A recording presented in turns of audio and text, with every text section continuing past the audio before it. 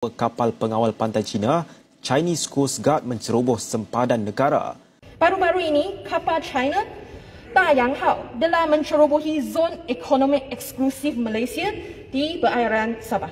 China ceroboh lagi perairan air Malaysia. Malam tadi, 3 kapal pengawal pantai China.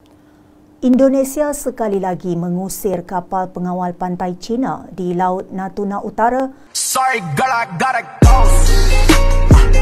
Yeah, you know this ain't the old me. Try to keep it on the low. Laut ekonomi eksklusif Malaysia diobok-obok kapal Cina, Malaysia tak berani apa-apa. Kehadiran kapal perang dan kapal penjaga pantai Cina yang mondar-mandir di zona ekonomi eksklusif Malaysia kembali memicu kegelisahan di Kuala Lumpur. Laut yang seharusnya berada di bawah kendali penuh Malaysia justru seperti diobok-obok karena dilakukan terus-menerus tanpa perlawanan.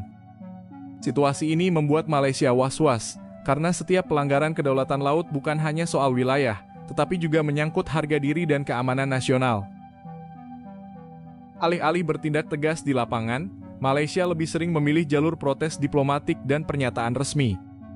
Sikap ini dinilai banyak pihak kurang memberi efek jera, terutama terhadap Cina yang dikenal agresif di Laut Cina Selatan. Kapal-kapal Cina tetap datang dan pergi seolah tak ada ancaman nyata, memperlihatkan bahwa tekanan diplomasi saja tidak selalu cukup untuk menjaga kedaulatan. Pencerobohan perairan Malaysia terus mencuri tumpuan Dewan Rakyat hari ini apabila ahli Parlimen Jelebu Datuk Seri Jalaluddin Alias mendakwa kapal pengawal pantai China, Chinese Coast Guard menceroboh sempadan negara. Sementara itu, Angkatan Tentera Malaysia ATM diminta bersedia menghadapi sebarang kemungkinan susulan amaran China yang mahu sebarang aktiviti cari gali minyak dan gas di perairan Laut Cina Selatan dihentikan. Menurut Menteri Pertahanan Datuk Seri Muhammad Khalid Nordin, pihaknya masih menunggu laporan penuh isu kebocoran maklumat membabitkan nota diplomatik dari negara tersebut kepada Kedutaan Besar Malaysia di masing-masing ada tuntutan di kawasan Laut Cina Selatan. Tuntutan bertindih ini antara 5 negara masuk kita. Dan masing-masing ada basis, ada sebab kenapa mereka menuntut kawasan. Tetapi perlu lihat juga tindakan daripada China lah, disebut ini specifically China. Dia banyak menghantar kapal-kapal daripada Coast Guard. Kapal-kapal perang jarang. Sekali-sekala dia akan lalu mungkin untuk transit dan sebagainya. Tetapi permanently memang ada di sana ni kapal-kapal dari Coast Guard. Tapi Coast Guard China ni bukan macam Coast Guard kita lah. Coast Guard China ni 5,000 tan beratnya. Besar daripada kapal perang kita tu sendiri. Jadi mereka boleh berada di laut tu sampai 45 hari, 50 hari. Mereka boleh ada. Dan konsisten dia mereka ada. Baru-baru ini, kapal China Dayang Hao telah mencerobohi zon ekonomi eksklusif Malaysia di perairan Sabah. Ini bukan kali pertama kapal China mencerobohi perairan Malaysia. Satu tindakan yang jelas mencerminkan pendirian China menuntut kedaulatan di Laut China Selatan. Saya tidak berhasrat merungkai betapa tidak masuk akal tuntutan China tersebut. Saya hanya berharap kita meningkatkan kapasiti keselamatan maritim negara kita untuk mempertahankan kedaulatan Malaysia. Erti peningkatan kapasiti ini bukan sahaja melibatkan tentera laut di Raja Malaysia. Ini juga melibatkan agensi kerajaan lain seperti Agensi Penguatkuasaan Maritim Malaysia APMM, Jabatan Perikanan dan sebagainya. Untuk mengelakkan pembaziran wang, rakyat memandangkan setiap agensi akan meminta dana untuk membeli kapal baharu dan sebagainya bagi kawalan keselamatan maritim kita.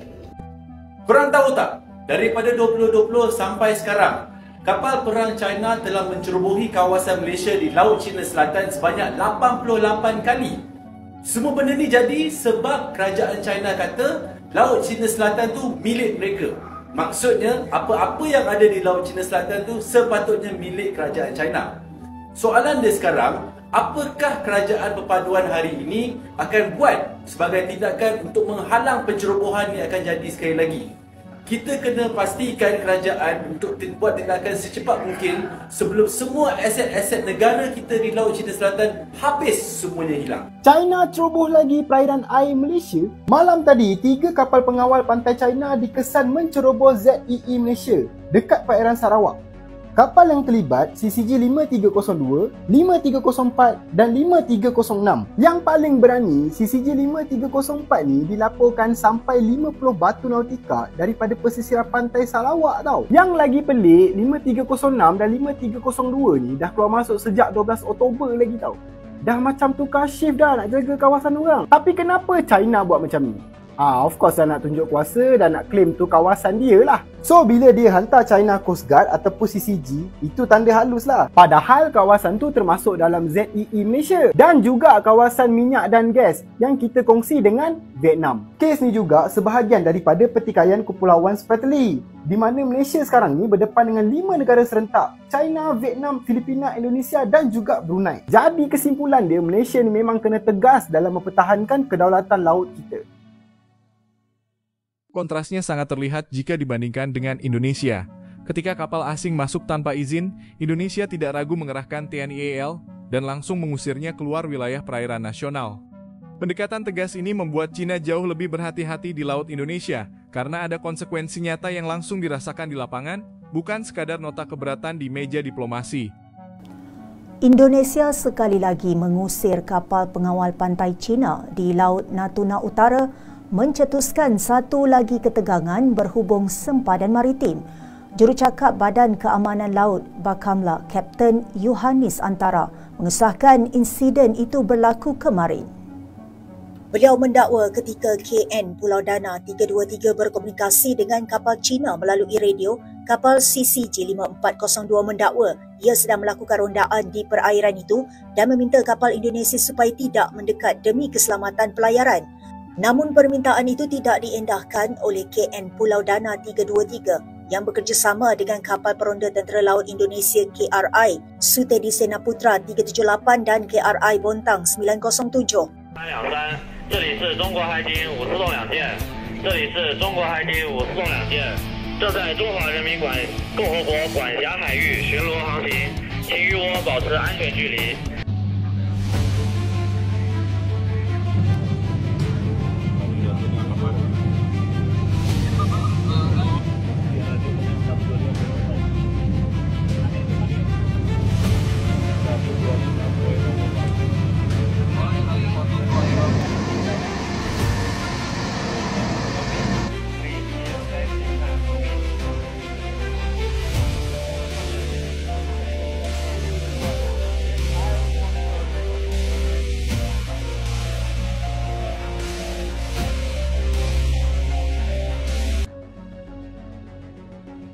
Perbedaan sikap ini juga tidak lepas dari faktor geopolitik dan ekonomi.